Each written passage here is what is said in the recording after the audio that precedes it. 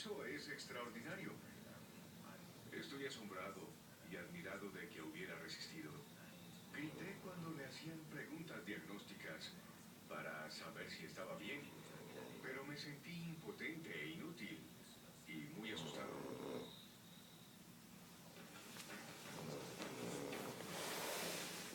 La noche fue extremadamente larga, pero a la mañana siguiente los Bagiri quieren probar. ¿Qué más, pues? Me estás contando.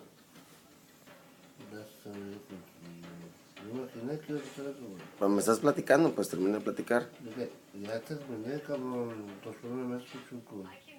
Ni que termina la plática. Aunque las llamas se dirigen hacia ¿En otro dónde me lado. quedé? ¿Dónde me quedé, güey? Es fantástico.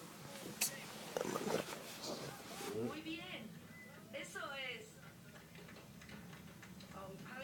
Entrar en situaciones relacionadas Estás invadiendo mi con la privacidad, ansiedad chungo. parece ser una manera bastante No, estoy más de la mía, güey, no mames. ¿Por qué? Pues no me hagas dormir, güey, no mames, roncas bien cabrón. Ya, yo no ronco, güey. No mames, es la tele, güey.